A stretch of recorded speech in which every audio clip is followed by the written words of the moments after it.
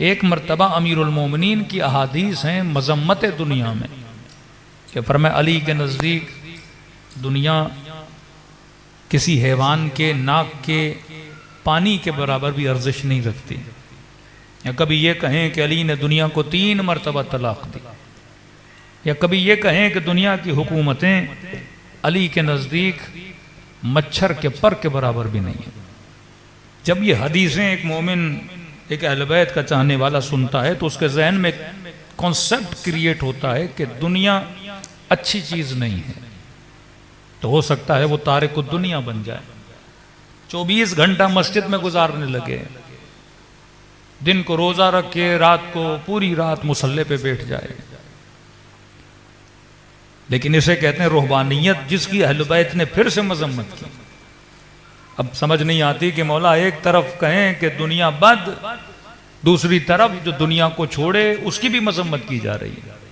का यही तो कमाल दीन है। दीन का मतलब है दीन में न इफरात है न तफरीत है।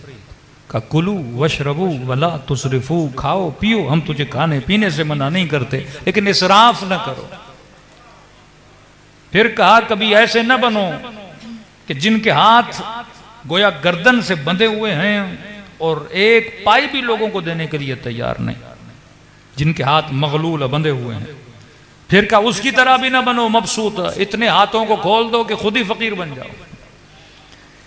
न अता में इफरात होना चाहिए, न बंदा कंजूस इतना हो कि अपने हाथों को खोले ही ना। मतलब न मुट्ठी बंद होनी चाहिए न हाथ खुला होना चाहिए, बीच के रास्ते में।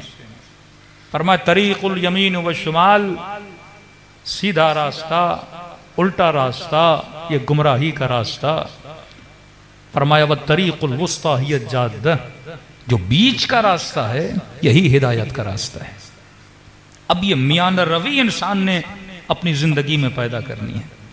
मतलब न इतना बंदा इबादत में गुम हो जाए कि दुनिया को भूल जाए, और न इतना इंसान दुनिया में गुम हो जाए कि अल्लाह को भूल जाए। अगर खुदा ने 24 घंटा हमसे इबादत करानी होती तो नमाज 17 रकत न बोलता, फिर बोलता 50 रकत पढ़ो, 100 रकत पढ़ो, 200 रकत पढ़ो। लेकिन कर नहीं, अगर मैं अपनी इबादत करा रहा हूं तो बंदे खुदा मैंने तुझे जिस्म भी दिया है, और जिस्म दिया है तो मैं रब आदिल हूं, इस जिस्म को खाने की जरूरत भी है, इस जिस्म को लिबास की जरूरत भी है। अगर रहना है तो तुम्हें घर की जरूरत भी है, अगर सफर करना है तो तुम्हें गाड़ी की जरूरत भी है।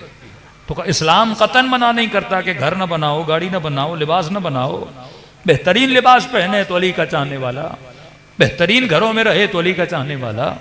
हम तुझे लज्जत ये दुनिया से मना नहीं करते, लेकिन याद रखना दुनिया बराए दुनिया नहीं, दुनिया बराए आखिरत है कि अद्दुनिया मज़रअतुल आखिरह। और ये हिकमत कुरान है कि 115 मरतबा कुरान में लफ्ज दुनिया आया और उतनी ही मरतबा लफ्ज आखिरत आया। और जब जब इंसान दुआ करता है तो पहले कहता रब्बना आतिना फिद दुनिया हसना व फिल आखिरति हसना, ऐ खुदा दुनिया में भी हसनात को अता करना, आखिरत में भी हसनात को अता करना।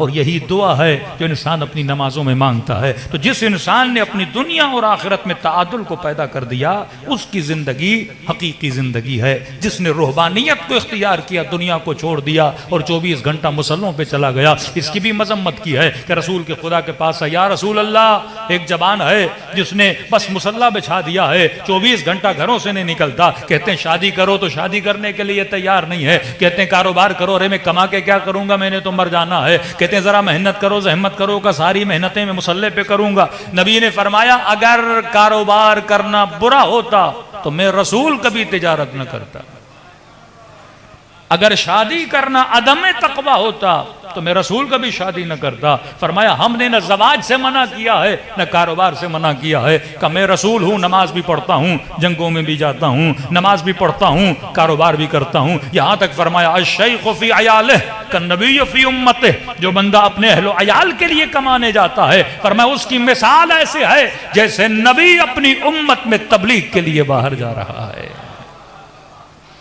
जो हलाल रोजी के लिए रोड पे रेड़ी लगा के खड़ा है, ये न समझे कि मैं कोई मामूली इंसान हूं, एक रेड़ी लगाई है, अल्लाह की निगाह में तुम बिल्कुल ऐसे हो जैसे नबी अपनी उम्मत में तबलीग के लिए बाहर निकला था।